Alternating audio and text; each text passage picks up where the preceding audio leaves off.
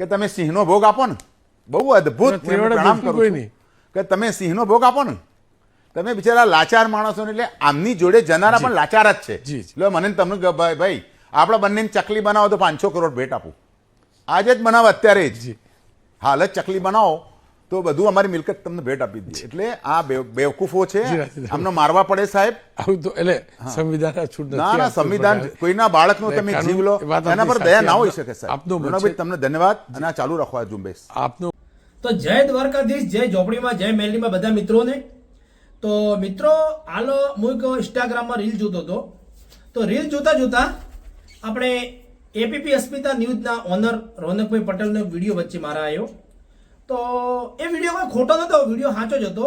એ વિડીયોની હું લાઈક પણ કરું છું, પણ મારે એક વાત કહેવી છે કે જે પોતે બોલ્યા એ સાચું જ બોલ્યા છે, કશું ખોટું નથી બોલ્યા. પણ કહેવાનો મતલબ એ છે કે પશુ બલિની વાત હતી કે પશુ બલિ આપે છે, બકરાઓ, ઘેટા બકરાઓ ચડાવે છે ભુવાજી અને બલિઓ આપે છે. બિચારા પશુ હોય શું બગાડેલું છે? વાત બિલકુલ રાઈટ છે, ખોટી વાત નથી. અબોલ પશુઓને બલિ આપવાનો આપને કોઈ અધિકાર નથી, કારણ કે માતાજી કોઈ આવું બધું માંગતી નથી. પણ મારી વાત એ છે કે કહેવાનો મતલબ કે ભુવાજી હોય યા કોઈ માતાજીના શ્રદ્ધા અને વિશ્વાસથી ઘેટા બકરા યા કોઈ પણ પાડ્યા ચડાવતા હોય, એ 12 મહિને ચડાવતા હોય યા 6 મહિને, 2 વર્ષે, 3 વર્ષે. પણ ભારતમાં ગૌ માતા આપણી હિન્દુ સનાતન ધર્મની રાષ્ટ્ર માતા છે. ગૌ માતામાં 33 કોટી દેવી દેવતાઓ વાસ કરે છે. ગૌ માતા આપણી હિન્દુ માતા કહેવાય છે, હિન્દુઓની માતા કહેવાય છે. ગૌ માતાનું દૂધ અમૃત કહેવાય છે. તો ગૌ માતા ભારતમાં હજારો લાખો ગાયો કપાય છે કતલખાને, પણ એના ઉપર બોલવાની કોઈની તાકાત નથી. હું નથી કહેતો કે તમે ઘેટા બકરા જે ભુવાજીઓ બલિ અપાવે છે તમે ખોટું બોલ્યા છો, બિલકુલ રાઈટ બોલ્યા છો. પણ એમના ઉપર તમે બોલો, એમના ઉપર તમે બોલો. ઘેટા બકરાઓ એ પણ કપાય છે, હજારો લાખો કરોડો કુકડાઓ કપાય છે, મરઘાઓ કપાય છે, બકરાઓ કપાય છે, બકરીઓ કપાય છે, ઘેટા બકરાઓ અસંખ્ય કતલખાને પ્રતિ સેકન્ડે કોઈ 100,000 લાખો જીવ હત્યા થાય છે. પ્લીઝ એના ઉપર તમે કશું બોલો, એ બંધ કરાવો. આ પૃથ્વી ઉપર આ ભગવાનની બધી માયા છે, એના ઉપર બધાને રહેવાનો હક અને અધિકાર છે. આપણે એવા મનુષ્ય નથી કે આપણે કોઈ પણ પશુને મારીને ખાઈ લઈએ કે એવો આપણે ભગવાને કોઈ હક અધિકાર આપ્યો નથી. પણ મારો કહેવાનો મતલબ કે તમે ભૂવા વચ્ચે બોલો છો, કોઈ બલિ વચ્ચે બોલો છો, સારું બોલો છો, કોઈ ખોટું નથી બોલતા, બિલકુલ સાચું જ છે. પણ કતલખાના વિશે બોલો, એ બંધ કરાવો.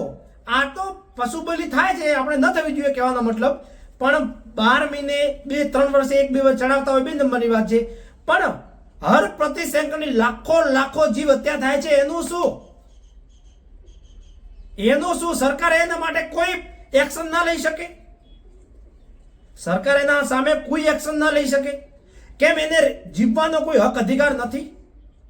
આપણે માણસ છીએ તો છોકરીઓની સંખ્યા હોય એક બાજુ અને છોકરાઓની સંખ્યા હોય, સંખ્યા તો હરખી જ હોય ને, એમાં કોઈ આગા પાછું તો હોય જ નહીં. એક બાજુ ભેંસોની સંખ્યા હોય તો પાડ્યાની સંખ્યા નથી હોતી. પાડ્યા કતલખાને જ જાય છે, ભેંસો કતલખાને જાય છે, ગૌ માતા કતલખાને જાય છે. કેમ કોઈ એ બંધ નથી કરાવતો? કતલખાના કેમ કોઈ બંધ નથી કરાવતો? કતલખાના તમારી બંધ નથી થતા?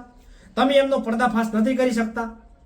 તો મારી બધાય ભારતના તમામ યુવાઓ, નેતાઓ, તમામ નાગરિકોને નમ્ર વિનંતી કરું છું, ન્યૂઝવાળાને અને જે પોલિટિક્સમાં રાજકારણમાં જ્યારે ચૂંટણી હોય, રાજકારણ ગરમાતું હોય, એમને બી નમ્ર વિનંતી કરું છું કે ભાજપ, કોંગ્રેસ આપ બધું છોડી અને તમે આ કતલખાના બંધ કરાવો, એવી બધા આગળ નમ્ર વિનંતી કરું છું.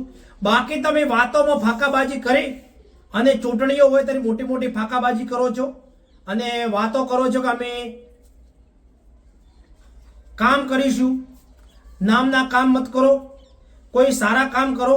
કતલખાના ઉપર હું નથી કહેતો કે ભાજપ કે કોંગ્રેસ કે આપ એ બધા કરે છે, બધા સાથે મળીને બંધ કરાવો, ત્યારે બંધ થશે.